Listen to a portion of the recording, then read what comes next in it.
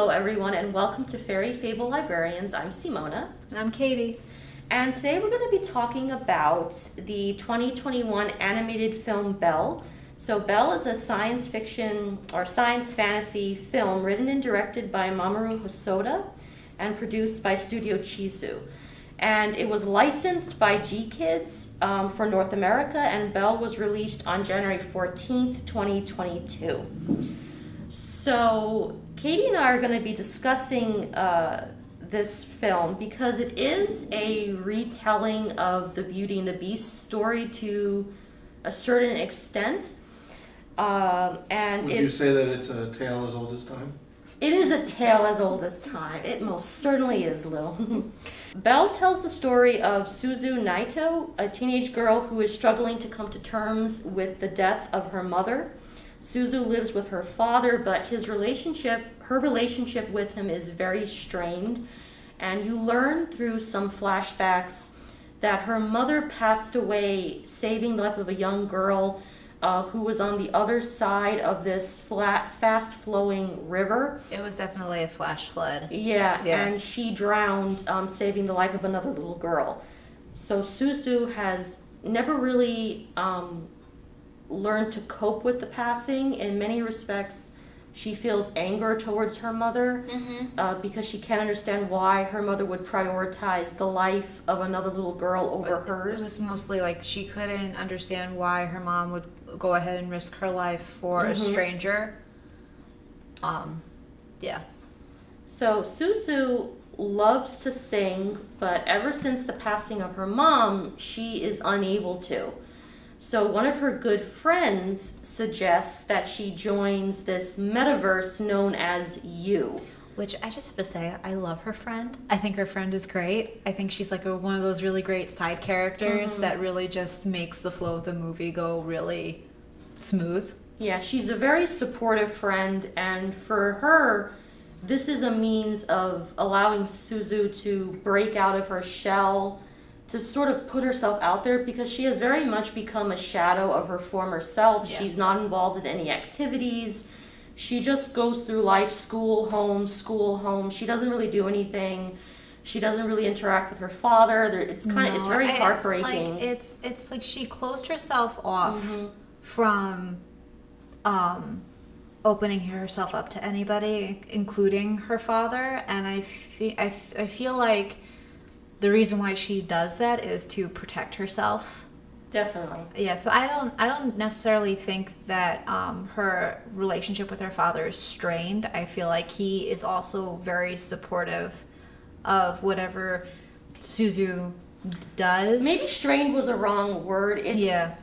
I was trying to figure out the best way to describe it because she's closed off. Yeah, is what it is. Because every time he opens up the discussion, I could make dinner for us. What would you like? And she essentially says, I don't need dinner or nothing. Yeah, and he is resigned and he goes inside, and so there's very little interaction. Yeah. So the tagline of the universe of You is you can't start over in reality, but you can start over in you, which is very much what many social media sites are. Yeah. They provide people who, for various reasons, some may suffer from social anxiety, some people may have limited mobility, so being able to participate in a vibrant online community is their way of connecting with others. Right. And in many ways, you can develop an entirely separate persona from what you truly are. Yeah.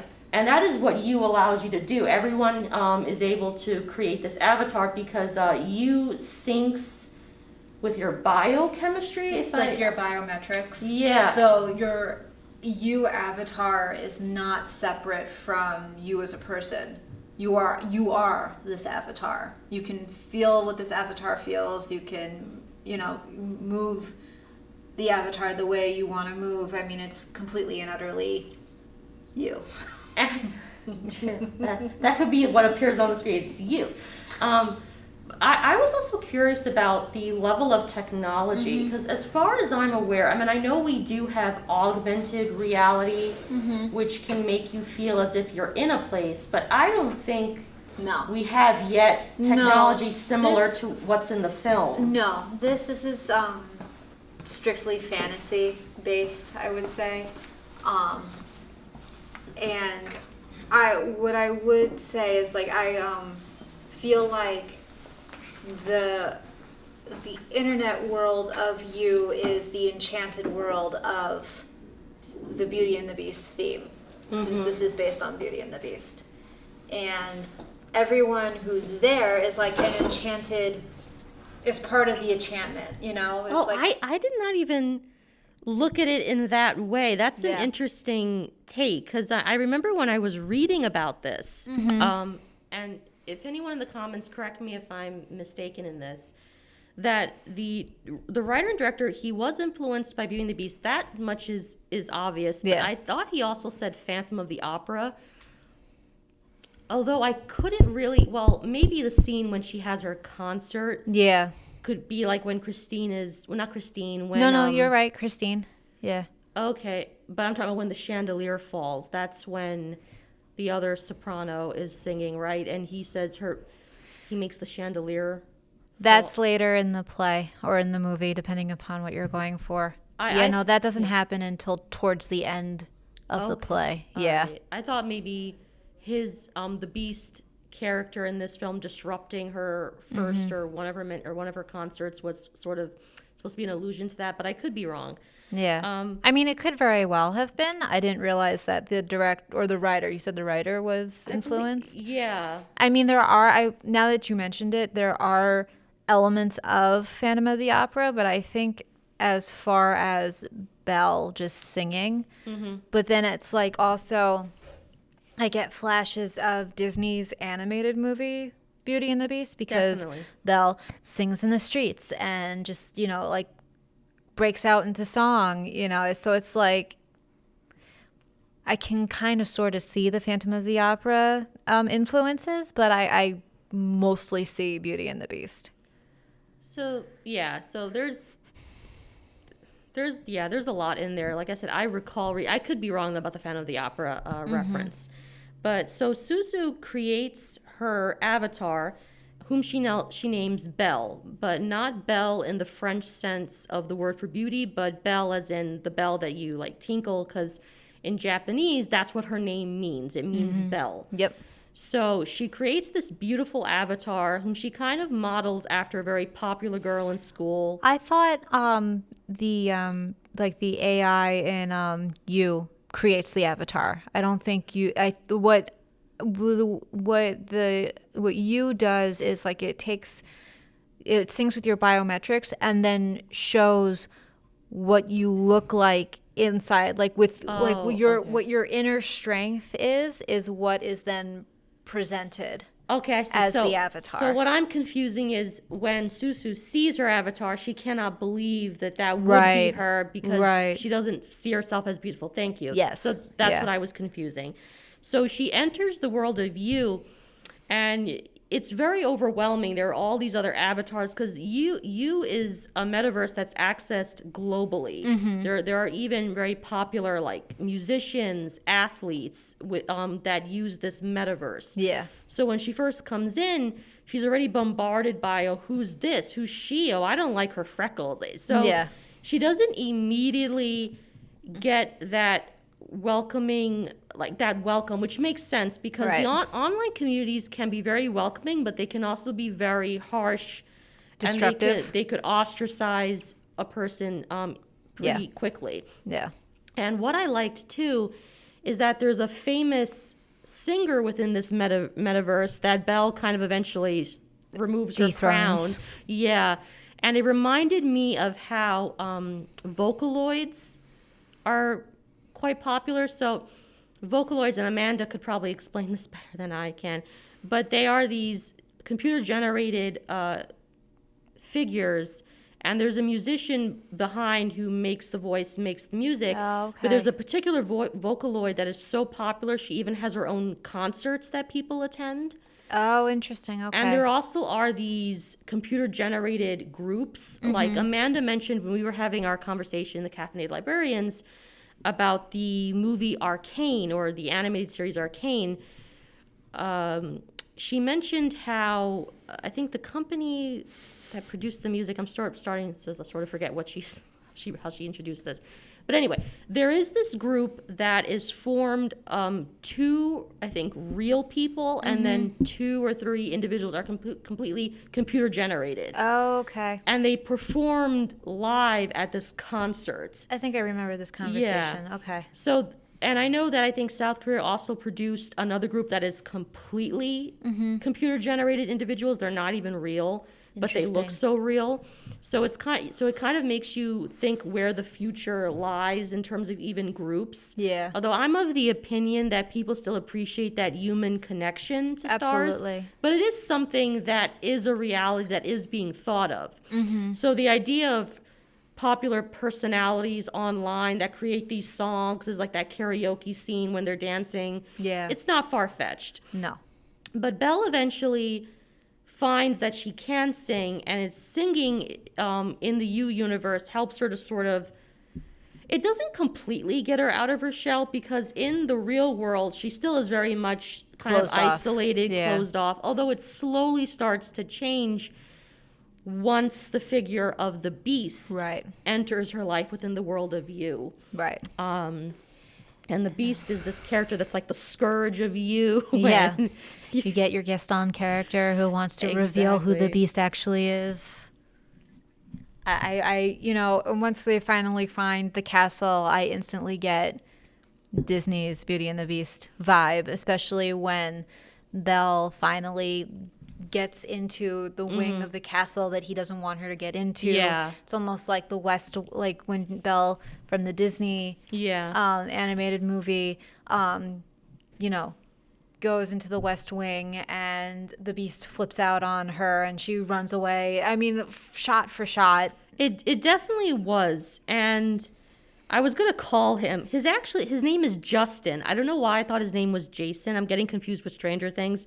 Justin, and his cronies, who are essentially charge themselves with maintaining justice and order in the universe of you. And the funny thing is that when Justin appears, all of his sponsors appear behind him. Yes. Which I think is another aspect of social media. This idea that you sell a personality or you behave in such a way to gain the sponsors, gain that attention. It's like influencers on social media sites like Instagram and TikTok. Not so much Facebook, but certainly within the realms of Instagram and TikTok, where if somebody becomes popular enough on these social media outlets for whatever they're doing, then they eventually do get sponsors. And I thought it was interesting that they immediately pop up behind him whenever he shows up. And his reason for being, so to speak, is to figure out, to unmask who the Beast is. Yeah. And the Beast is this figure shrouded in mystery. He sort of appears and then vanishes. No one really knows his origins. You start to learn, because the world of you sort of affects the news in the outside world as well. Both worlds, while they're separate, are also intricately connected to one another. Which is like, you could also argue is like a parallel of the real world, of like how social media now prevails throughout society and the culture now, instead of like just this film, because social media has been in the news, not recently, but certainly earlier on this year, it was part of news stories. So yeah, and what happens within the world of social media can impact how the news reports things or what's reported. Right. Because in this story, people start to speculate as to the Beast's true identity. Right. So you have people speculating it's a prominent baseball player and I like how there were all these speculations because the Beast has, and at first I didn't realize that's what they were. On his cloak, he has these scars or bruises. Yeah, they call them bruises. And people start to speculate, well, it could be this baseball player because he has bruises.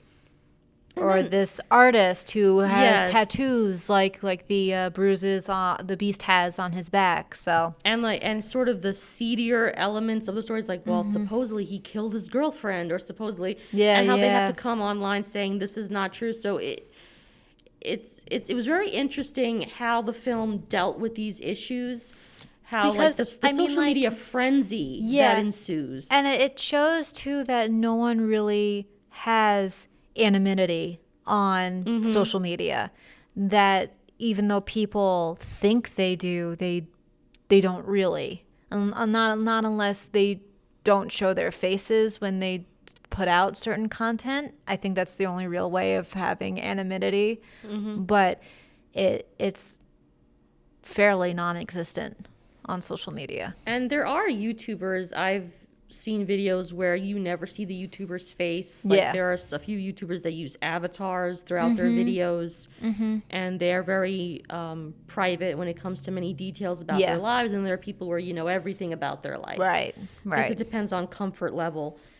And eventually Belle becomes just as intrigued by this Beast character, and she makes it her point to find him, to seek out his castle, and she gets help. I love the mermaid avatars, and I was trying to figure out who those avatars are. Yeah. Because I'm assuming every avatar within the universe of you is the avatar of a person. Right. That's what I'm assuming. So I was curious who the mermaids are.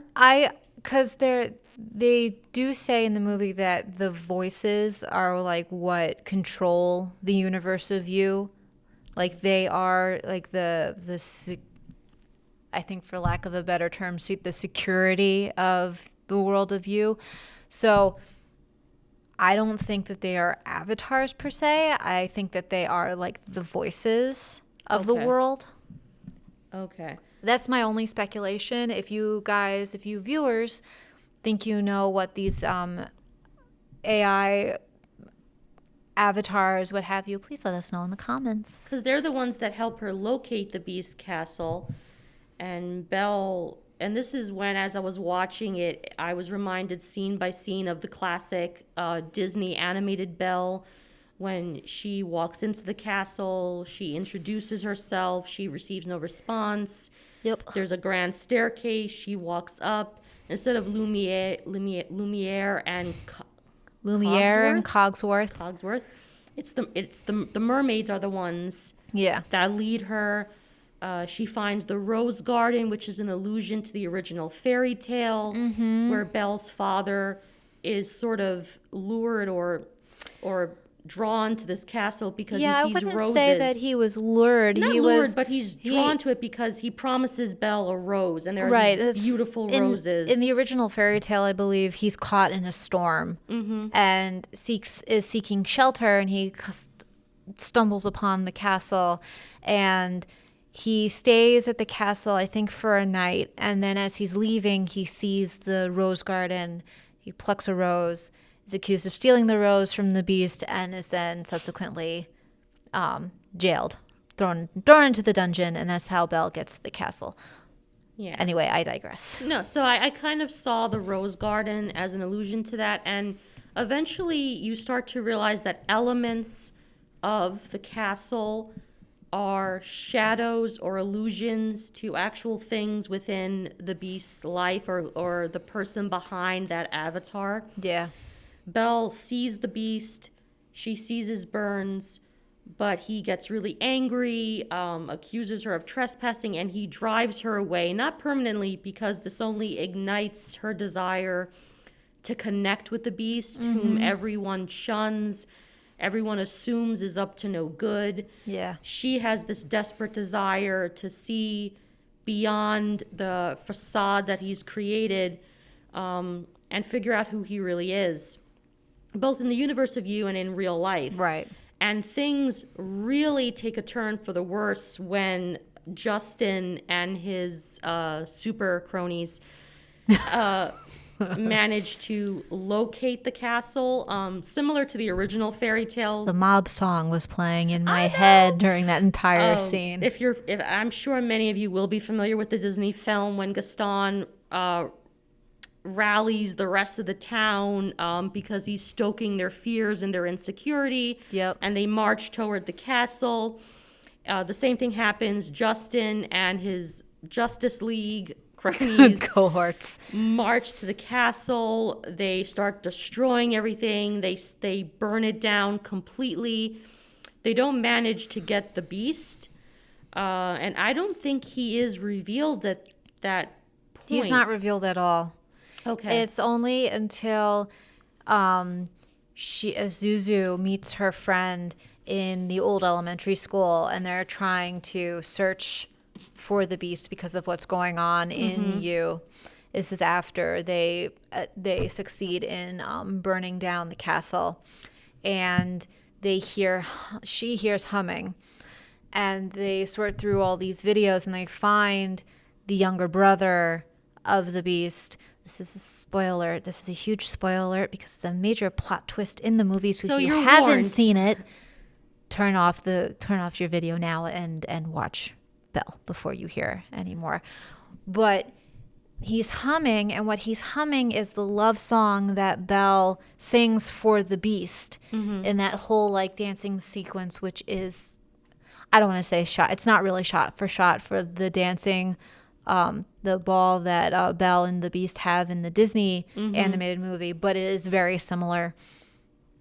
And Zuzu's friend zooms in on the younger brother's eye, and it's the reflection of Belle in her like rose gown, and like she's singing to the Beast. Yeah. So the young boy, his name is Tomo. And he is also the angel avatar figure, and he is the very first one to greet Susu as Belle when she enters the universe. And he is He's the angel avatar? He's the angel avatar. How did you find that one out? How did I find that one? Now I can't really recall.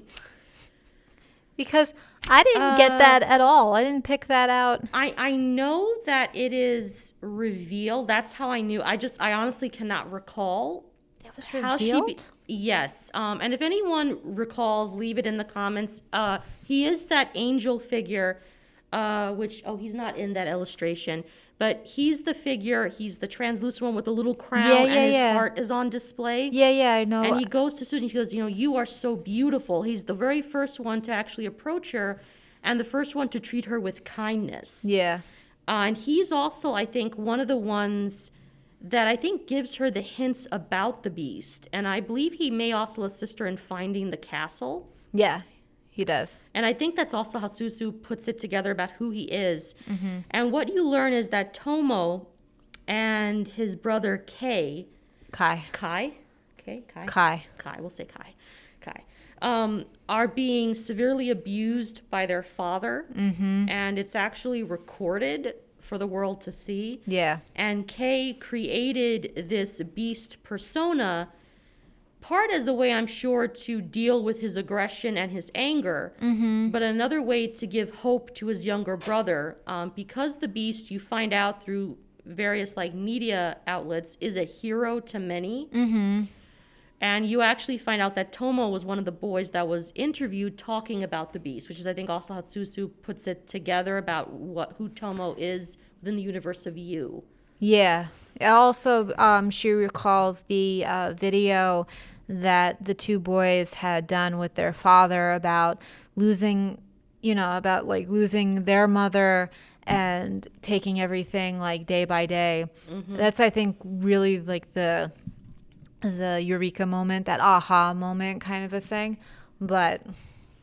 And what's also nice is that you see there are photographs, and the photographs are also reflected in the Beast's castle, only like there's the portrait of his mother, but the mother's face is obscured.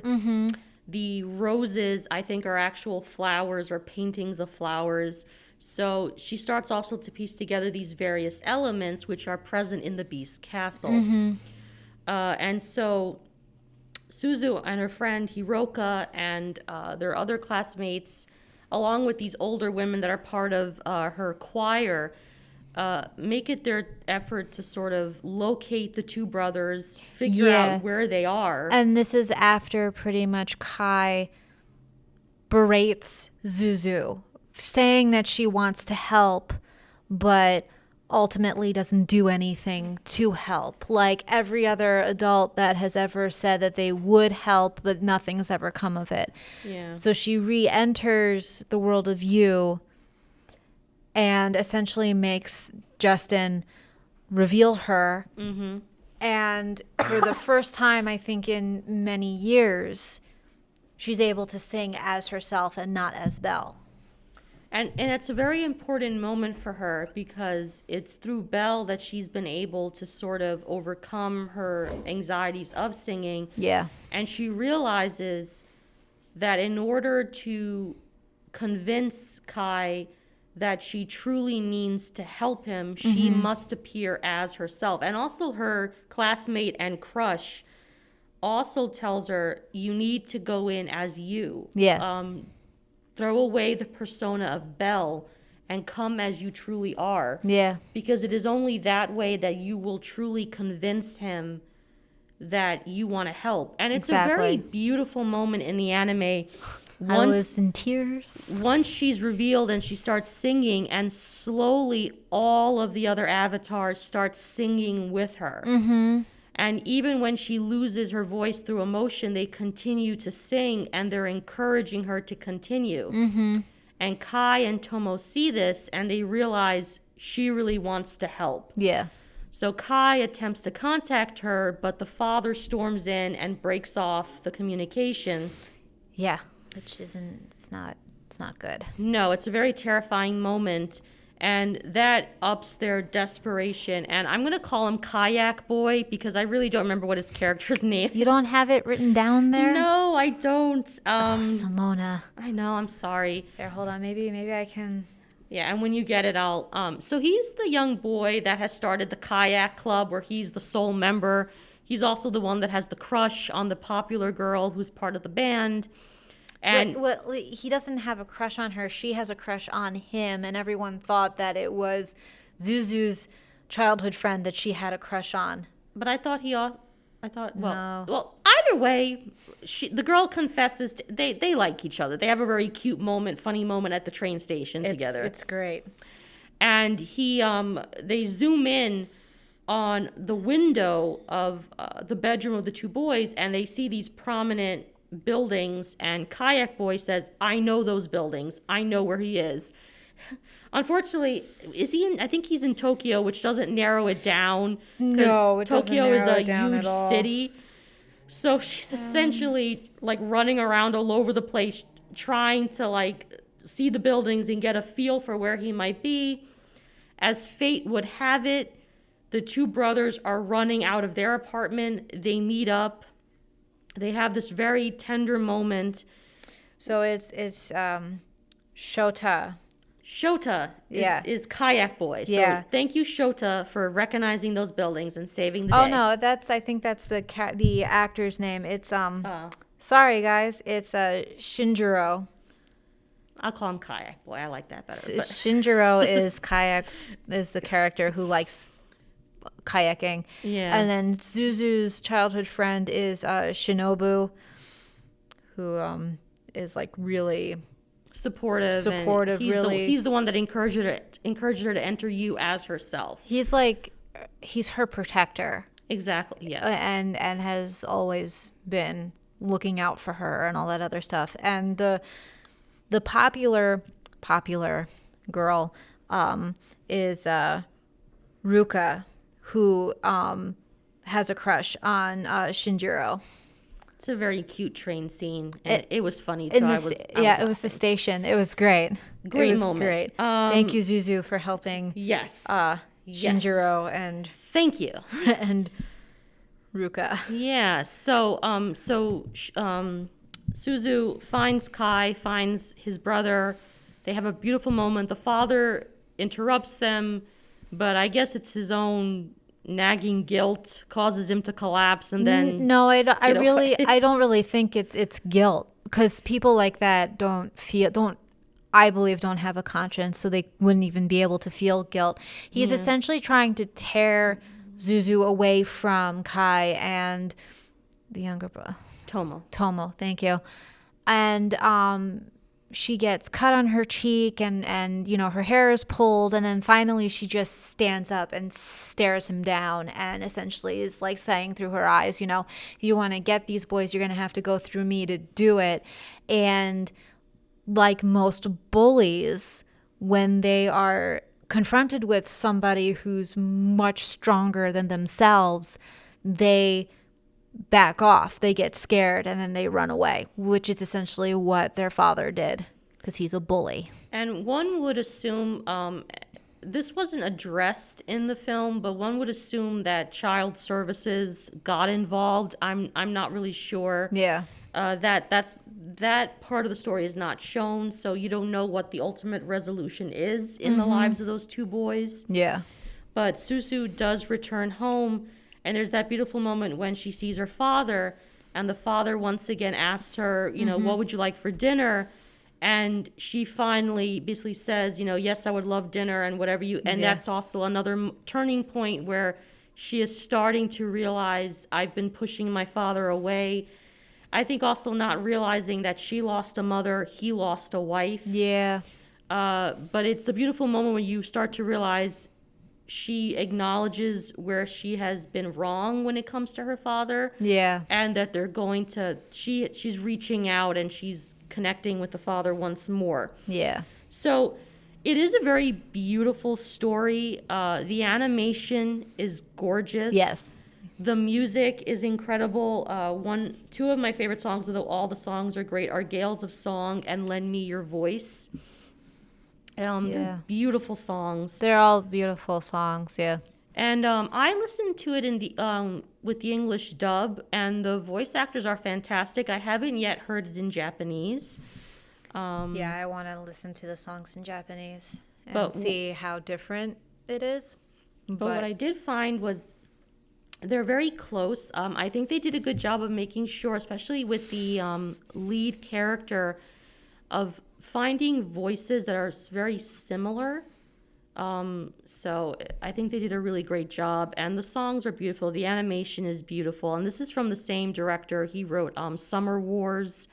I believe he also wrote and directed Beast Boy. Okay. Or Beast Boy or Beast World. It's Beast Boy, because I have that movie. Yeah. I really like that movie. And those are also excellent films. So yeah, my concluding thoughts would be to check it out. And we do have the DVD. So please come and visit the library, check it out. We have a lot of great anime DVDs. My colleague Quanch, who collects in that area, is doing a fantastic job, and she's very knowledgeable. She can make great recommendations for you, so please stop by. Yeah, it's a great movie. Yeah, let us know what you thought about the movie, what you liked, what you probably didn't like. We love to read your comments and to get a feel for what you like about what we've discussed. And yeah, just please, if you haven't seen it, check it out. It's going to be worth your time. I think so too. Yes. So. Yeah. Bye, everyone.